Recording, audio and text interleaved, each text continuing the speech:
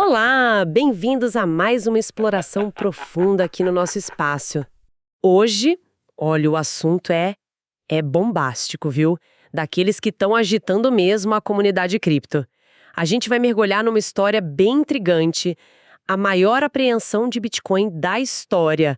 Pô, são 14 bilhões de dólares, quase 127 mil Bitcoins, que talvez não tenha sido bem apreensão.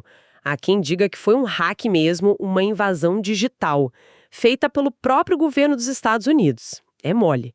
E para destrinchar essa trama toda, a gente está contando aqui com a pesquisa super detalhada do entusiasta Juliano de Medeiros.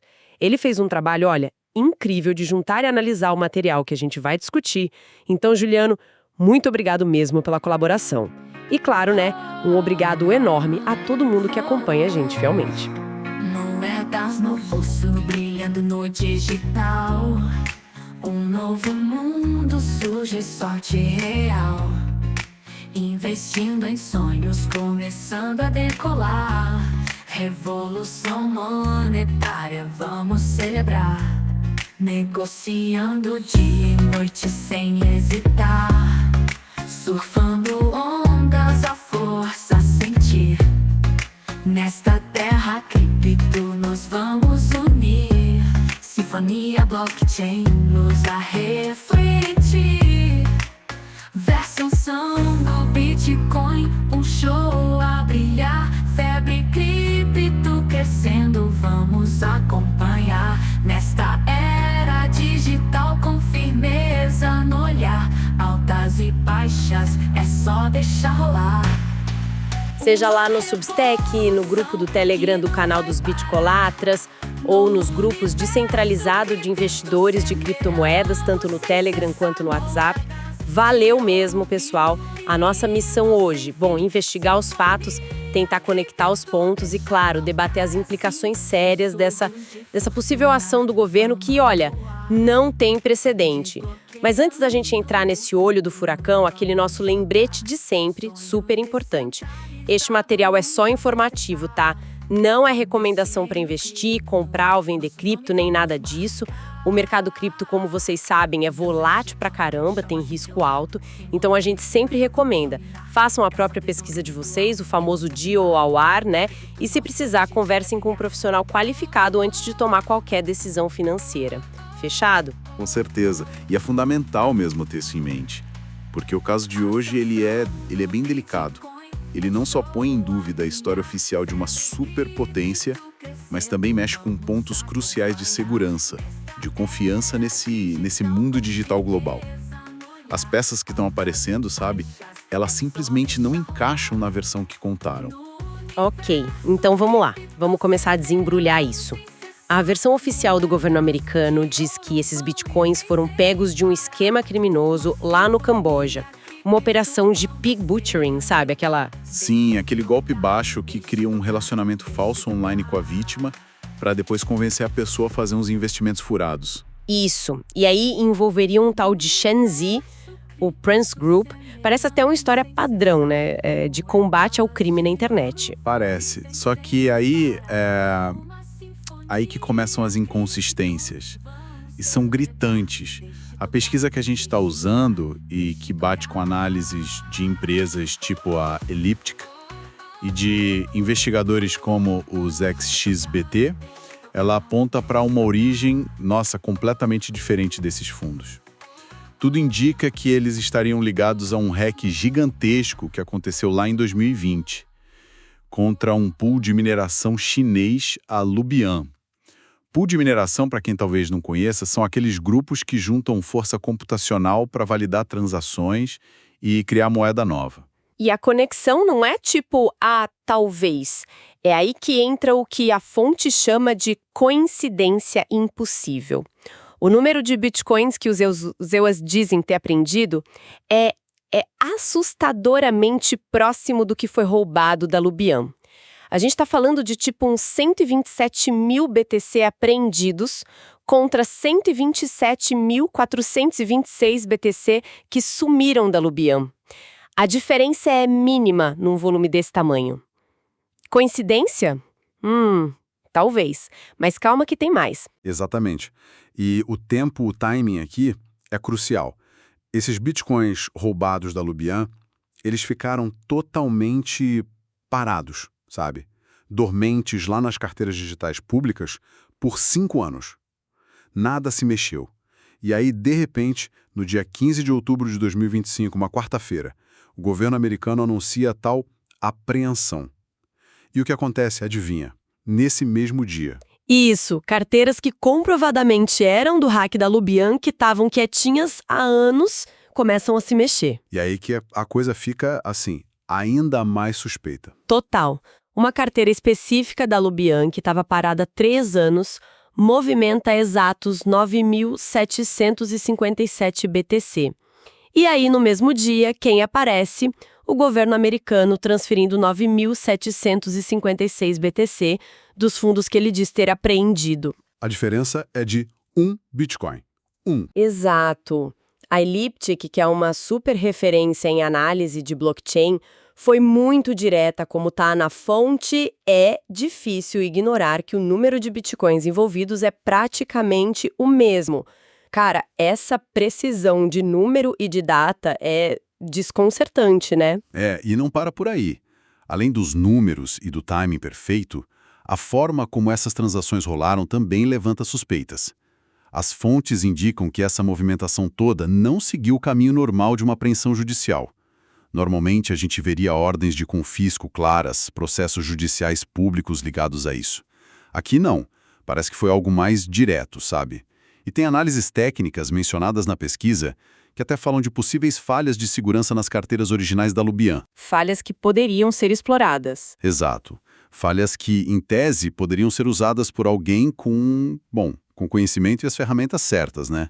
Ferramentas avançadas. Então, peraí, de um lado a gente tem a história oficial, Tio Sam herói combatendo o crime no Camboja, do outro a gente tem dados de blockchain e análise de gente fera como ZachXBT, que, segundo o material, descarta essa história do Camboja e traça uma linha reta até ao roubo da Lubian lá em 2020.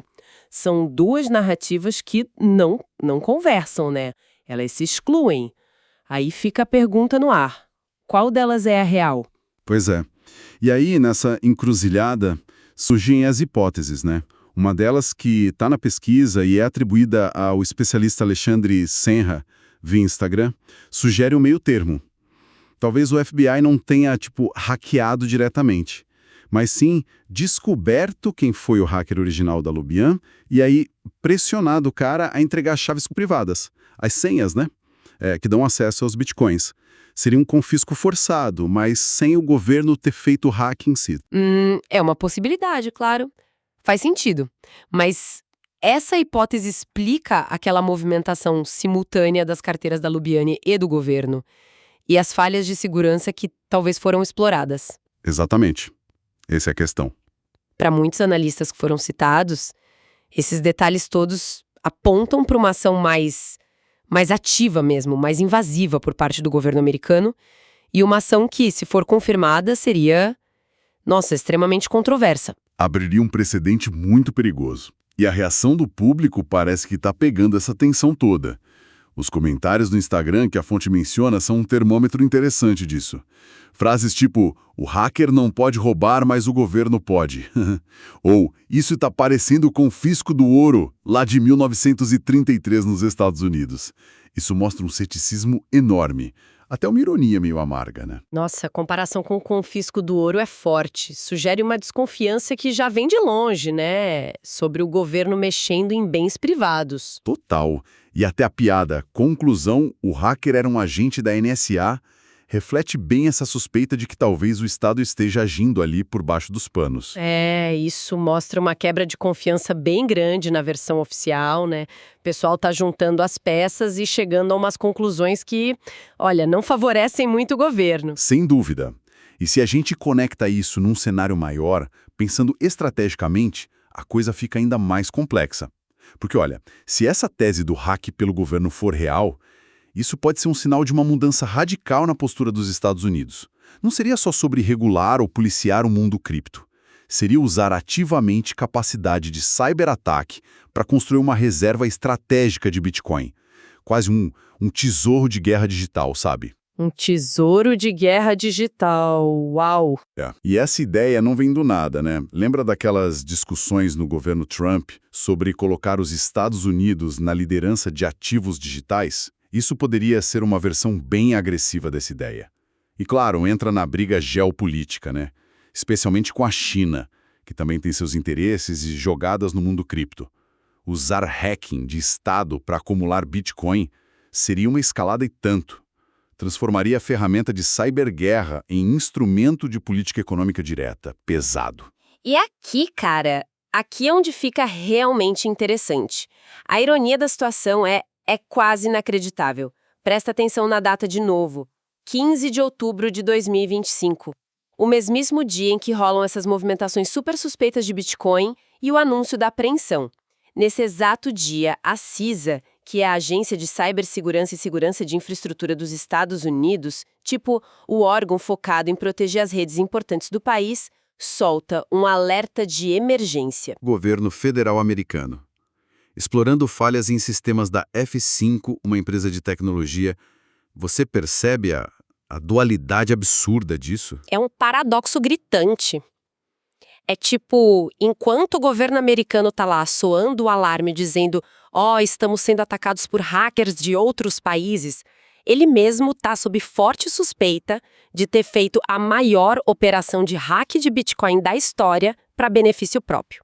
Exato. É como jogar nos dois lados do campo da ciberguerra ao mesmo tempo, se defendendo de ataque enquanto, talvez, tá lançando seus próprios para juntar riqueza digital estratégica. Como diz a fonte, o palco pro inesperado tá montado. Que loucura! E essa dualidade toda levanta uma questão, assim, fundamental sobre os precedentes e as consequências globais disso tudo. Se uma nação como os Estados Unidos faz isso, que mensagem está passando para o mundo? Primeiro, abala a confiança internacional. Como é que outros países, investidores, grandes ou mesmo pessoas comuns podem se sentir seguros com nossos ativos digitais se existe a chance de uma potência simplesmente lá hackear e pegar? Complicado. Segundo, isso borra perigosamente as linhas da soberania digital. Se os Estados Unidos podem, por que a Rússia não pode? A China, qualquer outro país com capacidade para isso. Contra empresas, contra cidadãos de outros países, até contra outros governos. Abre uma caixa de Pandora de conflito digital por recurso. Vira terra de ninguém, né? Quase isso. Terceiro, a incerteza no mercado cripto, que já vive meio tenso com regulação, ganha uma camada nova de preocupação. Não é mais só regra, imposto. Agora tem o risco de expropriação digital direta por um Estado. Isso coloca um nível de risco sistêmico totalmente novo, imprevisível. Caramba! E por último, mas talvez o mais preocupante mesmo, é a erosão das normas internacionais. Onde que fica a fronteira entre aplicar a lei contra crime e pura pirataria de Estado?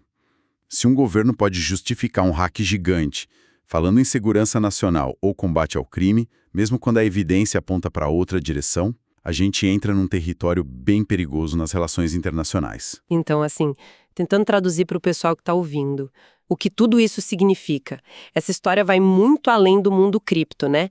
Ela força a gente a pensar nos limites do poder do Estado na era digital, na segurança real das nossas coisas online, na fragilidade dos nossos direitos digitais e, principalmente, no futuro da geopolítica, nesse ciberespaço que está cada vez mais militarizado, mais estratégico economicamente.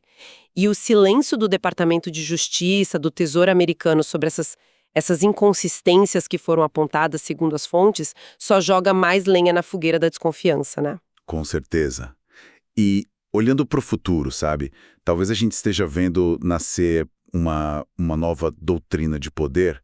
Será que a gente está entrando numa era onde a capacidade de fazer operação cibernética, ofensiva, hack, vazão, talvez lá na frente com a ajuda de tecnologia tipo computação quântica? Que ameaça quebrar a criptografia atual, né? Exato. Que ameaça quebrar a criptografia que protege as carteiras. Será que isso vira a ferramenta principal de projeção econômica e geopolítica? Uma era onde hackear a reserva digital de adversário vira a tática normal de Estado?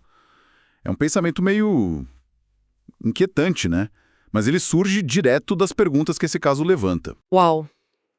É realmente muita coisa para digerir, um enredo super complexo, cheio de buracos e com umas implicações que vão, nossa, muito além de uma simples apreensão de criptomoeda.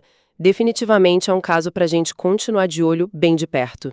E olha, pessoal, diante disso tudo, calma, não precisa entrar em desespero, mas assim, se a sua conclusão dessa história de hoje te deixar com aquela pulguinha atrás da orelha sobre computação quântica, carteira de cripto meio suspeita usada pelo FBI, não sai vendendo tudo correndo, desesperado não. A recomendação que a gente sempre faz e que agora fica mais relevante ainda é: compra uma cold wallet, aquela carteira física offline, sabe? Para você ter controle total das suas chaves e se proteger. Por enquanto, com as boas práticas de segurança, tá tudo certo, viu?